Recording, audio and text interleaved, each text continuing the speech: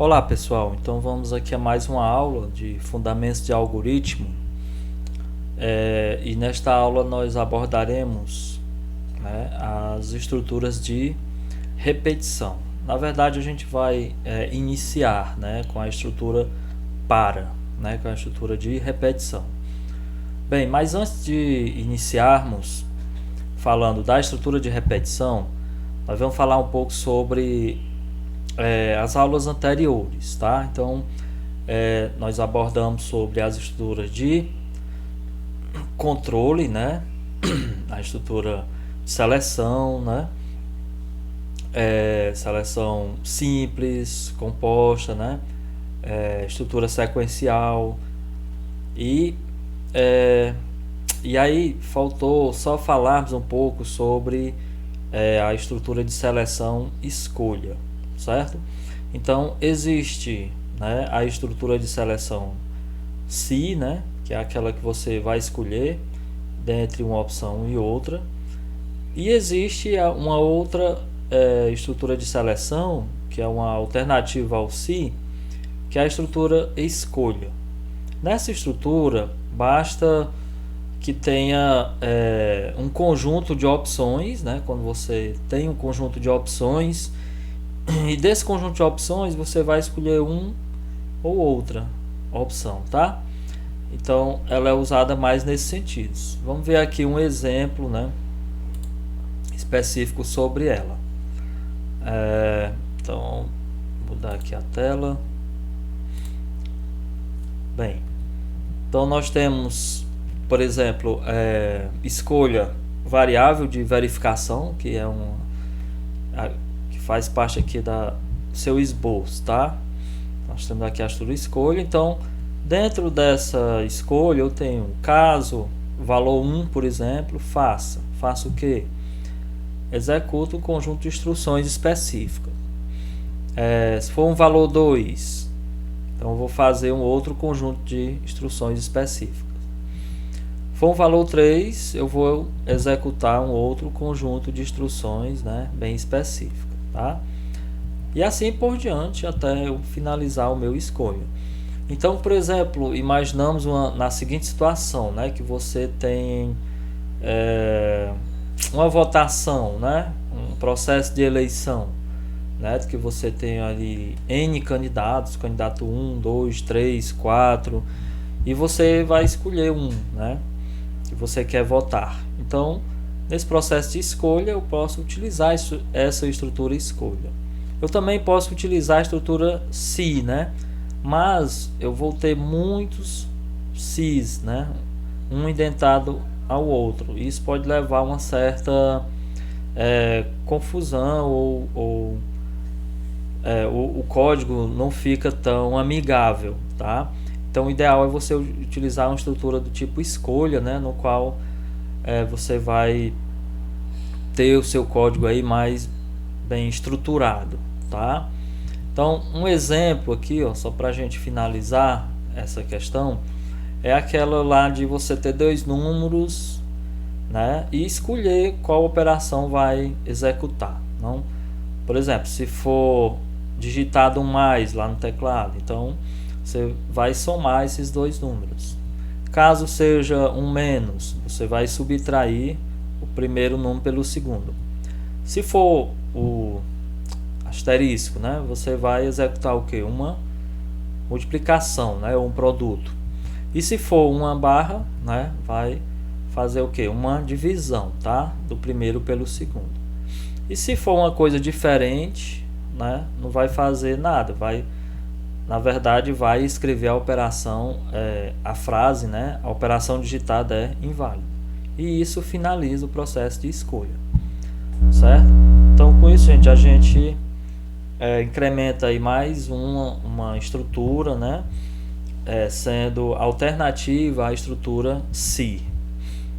Bom, então vamos ao roteiro da nossa aula propriamente dita de hoje, que é estrutura de repetição. Então a gente vai abordar aqui a estrutura para, certo? E um exemplo com essa estrutura. Então assim, gente, o que é uma estrutura de repetição, Uma estrutura de repetição é quando você precisa utilizar, né, um trecho do código do seu algoritmo várias vezes, N vezes, né? Então, para isso você tem que ter uma estrutura de repetição, tá? Então, imaginamos aqui essa figura. Eu tenho aqui a minha condição, né? E se ela for verdade, eu vou executar um comando ou um bloco de comandos aqui, tá? E aí eu vou fazer isso várias vezes, várias vezes. Então, eu necessito, né, aqui de uma estrutura de repetição, tá? Quando for falsa, né, a minha condição, então eu vou sair da minha estrutura de repetição, tá? Então, essa estrutura de repetição, né, no qual eu vou repetir várias vezes um comando ou um bloco de comandos, eu chamo também de laço ou loop, certo? É um laço ou loop. Então, graficamente, ó, uma estrutura sequencial aqui, ó, é quando eu tenho uma sequência de comandos, um após o outro. Então, por exemplo, comando 1, comando 2 e assim por diante. Estrutura condicional, né? Eu vou avaliar a minha expressão. Se for verdade, eu vou executar, por exemplo, comando 1. Se for falso, eu vou avaliar e executar, por exemplo, o comando 2. Já a estrutura de repetição, também chamada estrutura iterativa, tá? Eu vou avaliar e se for verdade, eu vou executar um comando, um bloco de comando várias vezes. Então, só vou sair desse loop quando não satisfazer mais essa condição, ou seja, quando a minha expressão for falsa. Então, eu vou sair do modo iterativo. Bom, então o número de repetições, né, pode ser fixo ou estar atrelado a uma condição, tá? Então eu posso, por exemplo, determinar que seja executado 10 vezes, 15 vezes, 20 vezes, 100 vezes, tá? Ou então eu posso simplesmente só colocar uma condição. Então pode se repetir até essa condição for verdade. Quando ela não for mais verdade, vai sair. Então assim existem estrutura para tais situações, tá? Bom, então existe a estrutura chamada de para, que é a que vamos abordar hoje. A estrutura chamada de enquanto e a estrutura chamada de repita até. São as mais utilizadas, né? Então, dessas três, ainda tem duas que são mais utilizadas, que é a estrutura para e a estrutura enquanto. Bom, então vamos abordar aqui a estrutura para, né? Essa estrutura, gente, é utilizada quando se sabe o número de vezes que o trecho do algoritmo deve ser repetido. Então, por exemplo, eu já sei que o meu código ali, o meu trecho, ele vai ser repetido 10 vezes, 15 vezes, 20 vezes, 100 vezes, 200 vezes, 300 vezes e assim por diante. Então, para isso eu utilizo a estrutura para. Por quê? Porque eu vou determinar o início e o fim de repetições, né, no qual aquele código ele vai ser executado, certo? Quando eu não sei quantas vezes ele vai ser executado, então eu não vou utilizar o para, certo? Eu vou utilizar uma outra estrutura, como a estrutura enquanto, né, que iremos abordar na próxima aula. Então o formato geral, né, o esquema dessa estrutura para é o seguinte: para variável, ou seja, eu inicializo a minha variável, certo? E vai até o final dela. Então faça o que, né? Execute início e o fim do bloco, né, de comandos. Execute o que? Esse bloco de comandos, tá? Então esse aqui é o meu esboço, né? O esboço aqui da a minha definição genérica, né, da minha estrutura para, certo? Então, por exemplo, o que vem a ser uma inicialização, né? É uma expressão que inicializa a variável de controle. A minha condição é uma expressão lógica de controle da repetição. A variação, né, que vai variar, né, de x a y, por exemplo, né, é uma expressão que incrementa ou decrementa a variável de controle. E o comando ou bloco de comando, né, nada mais é do que a instrução, né, ou o conjunto de instruções, né, a ser executado. Tá? Então vamos aqui esboçar aqui um exemplo, tá? Então, primeiramente, nós vamos representar isso que nós acabamos de descrever graficamente, usando um fluxo de controle, tá? Então, tenho aqui a inicialização, aí eu vou testar aqui minha condição. Se ela for verdade, ela vai executar um bloco de comandos ou um comando, tá? E vai incrementar a sua variável. Então ela vai fazer isso várias vezes. Quando não satisfazer mais, ela vai sair aqui para o false, né? É o chamado de loop, né? Ou laço.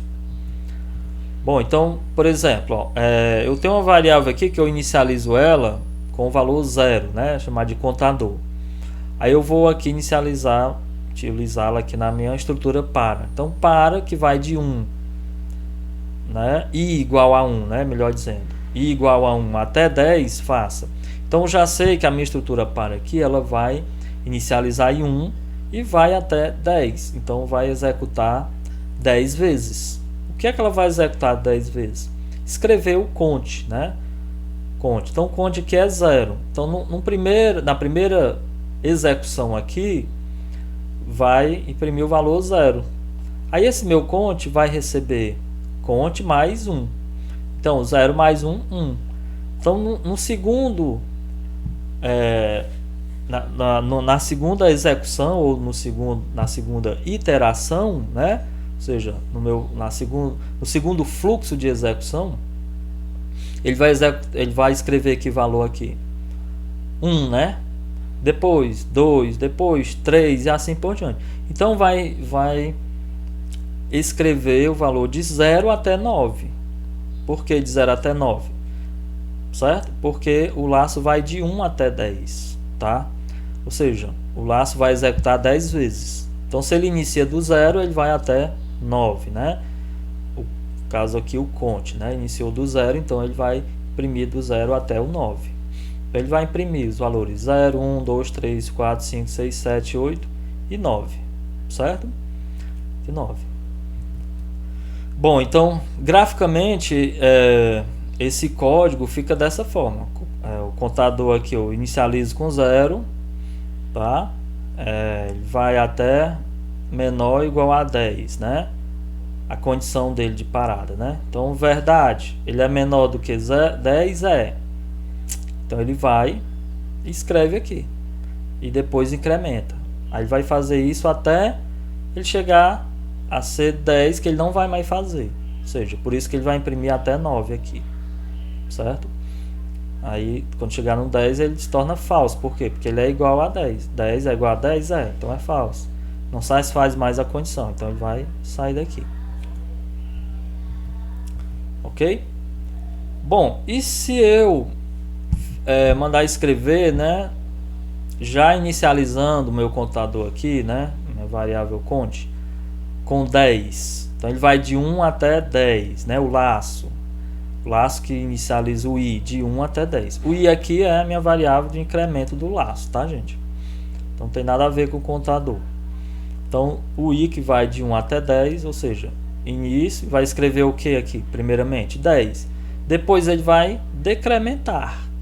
Então count recebe count menos 1. Ó, inicialmente o count é 10, menos 1, 9. Então ele vai decrementando. Então ele vai escrever os valores 10, aí depois 9, 8, até chegar em 1, né? Em 1. Ou seja, até quando o i for igual a 10. Certo? Então, o que será impresso aqui, né? 10, ou 10, 9, 8, até chegar em 1, né? Certo? Beleza, gente? Então, essa é a estrutura geral do para, certo, gente? Essa é a estrutura geral do para. A próxima aula, como eu falei, a gente abordaremos a estrutura enquanto, certo? Mas, só recapitulando, né? Então, eu sempre utilizo o para quando eu tenho a minha variável de início, que eu sei o valor inicial, e também eu sei quantos laços, ou melhor, eu sei quantas iterações eu tenho que executar no meu algoritmo. Então eu tenho que ter também o valor final. São 10, são 12, são 20, são 18. Então sempre quando eu tenho isso bem definido, O ideal é você utilizar o para, né? Por quê? Porque o para ele é a estrutura de repetição justamente para ser utilizado nessa circunstância, né? Que você sabe o início e sabe o final, né? Do número de repetições que o seu algoritmo vai precisar executar, certo? Bom, então é isso. Então até a próxima aula. Bye bye.